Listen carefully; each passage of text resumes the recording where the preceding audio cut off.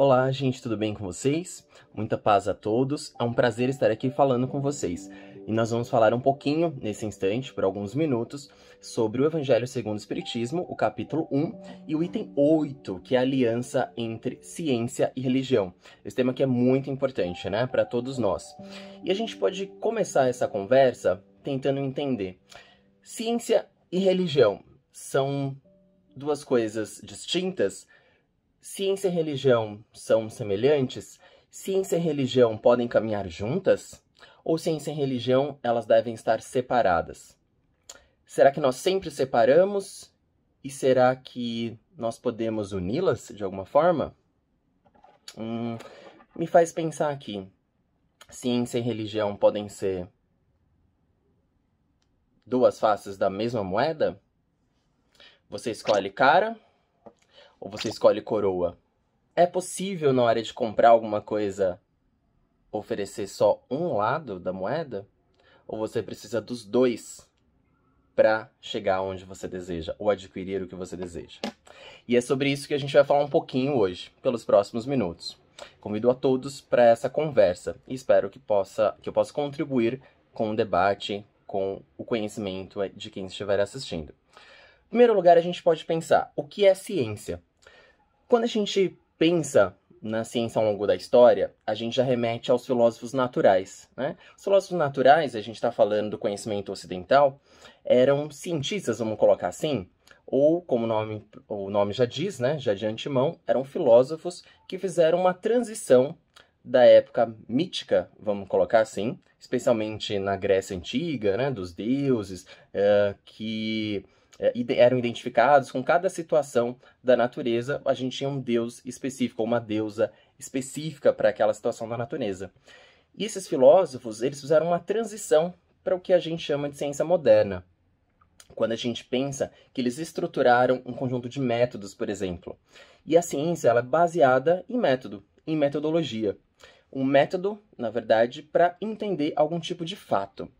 Então, na ciência, a gente busca identificar um objeto de estudo, identificar métodos, estratégias que possam identificar e entender esse objeto de estudo, pesquisar sobre ele. E a ciência vai, na verdade, estabelecer um conjunto de itens que podem gerar um cronograma, vamos colocar assim. E é um cronograma empírico, ou seja, a partir da observação. Então, o cientista, ele vai olhar um determinado fato, ele vai observar, ele vai descrever aquele fato, ele vai posteriormente explicar aos outros sobre aquele fato, e ele pode gerar até uma previsão daquele fato no futuro, identificando um fato do passado ou um fato do presente. E, aliás, deixa eu fazer uma correção. Não há ciência, existem ciências, no plural, porque as ciências estão em várias áreas do conhecimento humano. Existe a ciência biológica, para estudar, por exemplo, sobre a reprodução das espécies. Existe a ciência física, que vai estudar um deslocamento, por exemplo, a partir de uma alavanca. É um exemplo. Existe a ciência da química, que mostra a transformação dos elementos. Ou a ciência social. Ciência não é só exatas ou biológicas, existem as ciências humanas, que são muito importantes para entender a nossa sociedade. Quando eu estudo um fato social, eu estou fazendo ciência, eu estou praticando ciência. Então, eu vou estudar um objeto, eu vou descrever esse objeto, eu vou apresentar aos demais e eu vou tentar prever. Por que prever? Se a gente, por exemplo, retomar os filósofos naturais, a gente pode lembrar de Sócrates. Sócrates, uma vez, ou melhor, de Aristóteles, perdão. Aristóteles, ele disse, falando sobre Sócrates, inclusive, Sócrates era um homem. E Sócrates morreu. Todos os homens que eu conheço morreram ou morrem. Então eu posso prever que o homem, portanto, é um ser mortal e que todos os próximos também vão morrer. E é o que a gente sabe, na história, não consta nenhum ser humano que não tenha morrido. Portanto, existe uma previsibilidade que todos nós vamos morrer no futuro.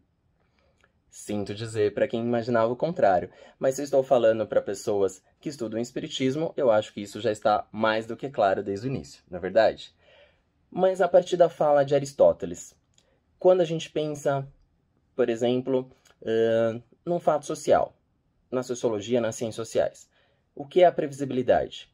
Se eu observar, por exemplo, que existe na história toda a sociedade que passou por um momento econômico muito difícil e que gerou o aumento da criminalidade, teve como resultado político desse movimento social uma ação política mais tirana. O resultado político sempre foi eleger pessoas ligadas ao autoritarismo, ao despotismo. Então, é um movimento social, a sociedade gera um resultado de eleger políticos voltados ao conservadorismo, à retirada de liberdade, de direitos. Então, eu posso prever que situações muito difíceis, socialmente falando ou economicamente falando, podem gerar espaço para políticas autoritárias, antidemocráticas. Sim, eu posso prever. Mas a ciência, ela não é determinante. Como nada na vida é determinante. O que ela vai identificar é probabilidade. Igual quando você toma um remédio, você vai ler a bula daquele remédio e está dizendo lá que existe 98%, 99% de eficácia. Mas existem contraindicações também. Por quê? Quando a gente verifica a ação daquele remédio produzido pelo método científico, a gente está identificando que existe 98% de possibilidades de acontecer a ação eficaz daquele remédio. Quando a gente pensa numa pesquisa eleitoral, por exemplo, que é feita por cientistas sociais, é bom lembrar disso, essa pesquisa ela vai identificar qual a probabilidade de aquele resultado estar correto, mas existe uma margem de erro. Por quê? Porque existem exceções em relação àquilo que está sendo observado. A partir desse conhecimento empírico, desse conhecimento de observação, de repetidas vezes o mesmo fato ocorrer, aí gera o que a gente chama de teoria científica. Então, o conhecimento empírico nos leva ao conhecimento teórico. E esse conhecimento teórico pode nos induzir a novas pesquisas sobre algum objeto de estudo. Tá, Diego, mas a gente está falando do tema de aliança entre ciência e religião. Então, pera lá, deixa eu entender. A gente não tá num vídeo sobre espiritismo? E tá meio entediante essa história aí de ciência. Tá, eu vou tentar, então, melhorar um pouquinho falando sobre religião. E aí, eu vou fazer uma proposta para vocês. Em vez de falar o que é religião, eu vou citar um cientista social britânico, que é o Anthony Giddens, que ele gosta de explicar a religião a partir do que ele considera como não religião. Porque aqui no Ocidente, e a gente está falando do Giddens, que é um homem branco, britânico, ou seja, está no centro da Europa, no centro do Ocidente, falando sobre religião. E, portanto, ele está falando a partir do Ocidente. Mas o Giddens, para quem não conhece, ele tem toda a sua obra, e ele é um sociólogo do século XX, tem toda a sua obra voltada ao conceito que ele chama de cosmopolitismo, que é a ideia do cidadão do mundo. Ou seja, o cidadão que se despe das suas origens para entender, ou chegar o mais perto de entender, como funciona a diversidade, como funciona o outro. Porque a ideia é que não existe melhor ou pior, um conceito de melhor ou pior, de superior ou inferior. Todos nós estamos no mesmo caminho, com diferentes características. Então não há melhor ou pior, há características. E se eu estou falando do Ocidente, por que eu estou falando do Ocidente? Porque se a gente pensar na religião, e aí Giddens fala o que não é religião, ou seja, não é necessariamente identificar com a nossa ideia ocidental de monoteísmo ou politeísmo, a religião ela passa a ser um termo muito diverso. E passa a receber também ideias vindas do Oriente. Ou do que a gente costuma chamar de povos primitivos, que na verdade é um termo errôneo, situações que a gente identifica no Oriente, já há muitos milênios, que a gente identifica nesses povos primitivos, né, desses povos antigos, por exemplo, indígenas, e que a gente observa hoje no Ocidente.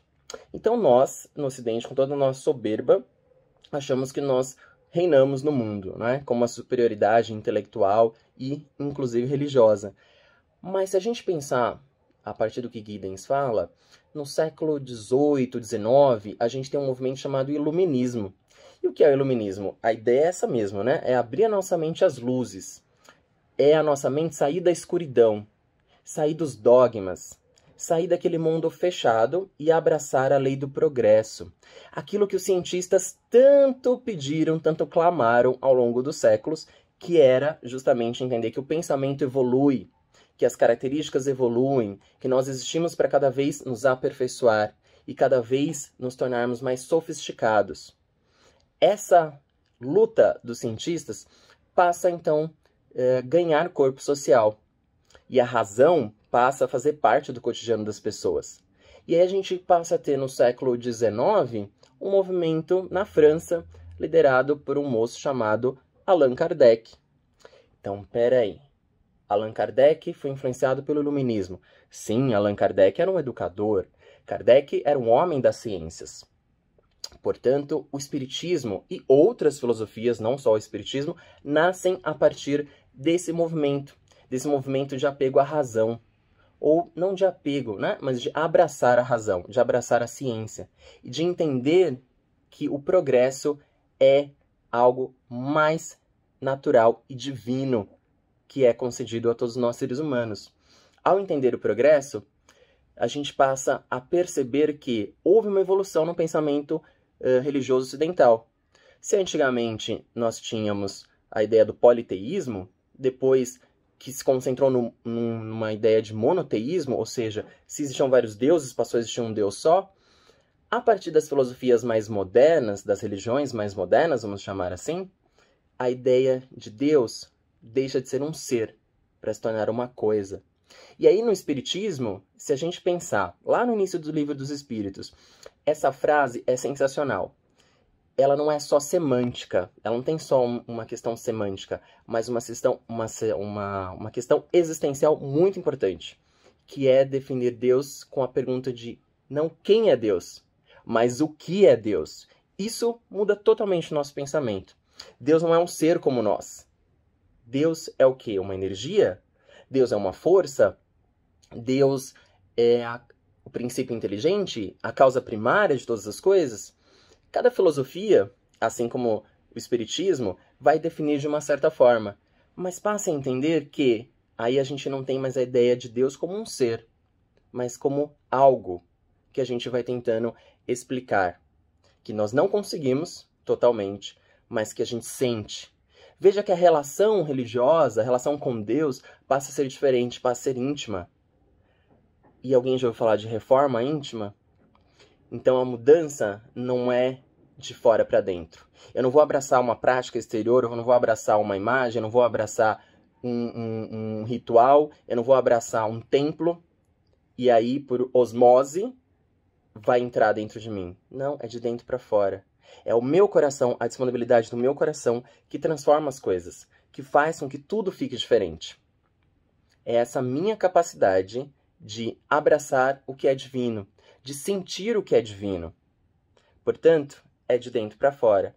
E isso vem de encontro com o iluminismo. Pois é, aí a gente pensa. Ao mesmo tempo em que a ciência atingiu seu ápice, a religião se transformou profundamente e nasce, inclusive, o Espiritismo. O Espiritismo e outras filosofias vêm contribuir com o mundo, não só no Ocidente, porque o Oriente já fazia isso há muito tempo, os povos indígenas já faziam isso há muito tempo. É a ideia do sentir, é a ideia da conexão com a natureza, com o todo, com a energia, com o cosmos, com o universo, com a causa primária de todas as coisas, com o princípio inteligente, com Deus.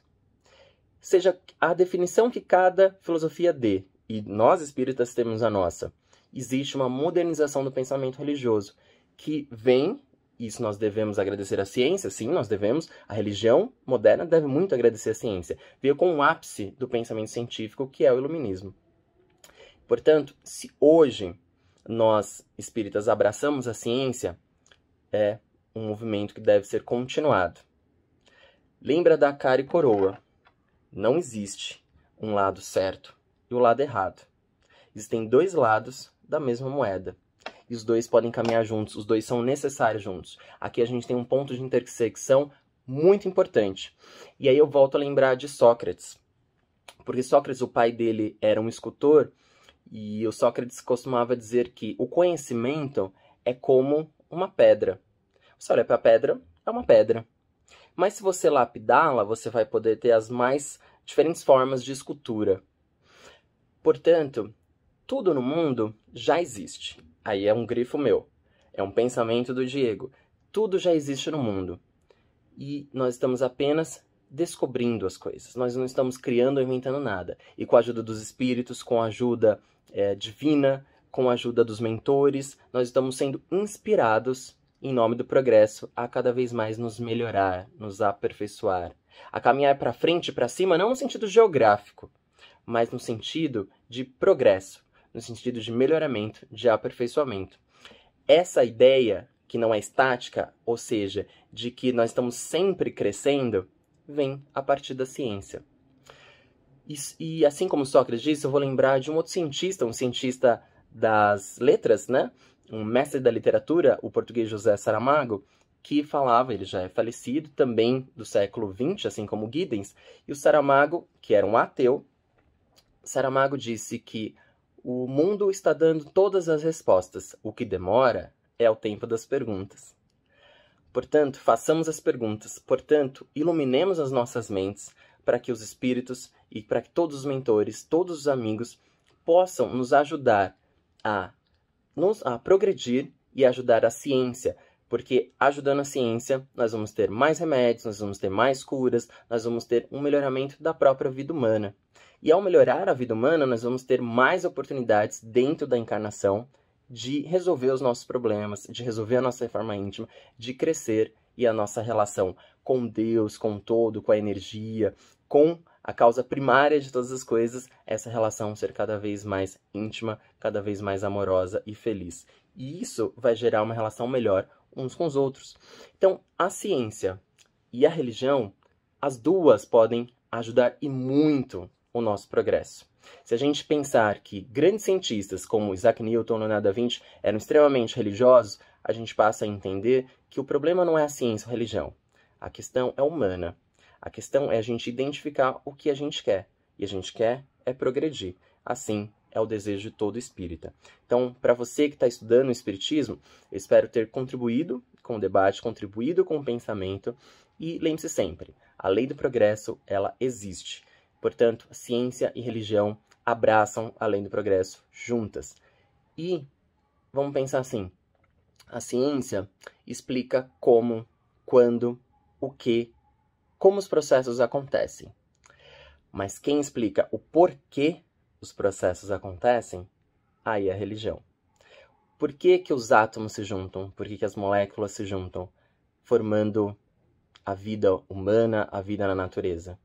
Que força é essa que faz que o instinto, a intuição, nos leve para frente, formando a vida no planeta, ou em outros planetas?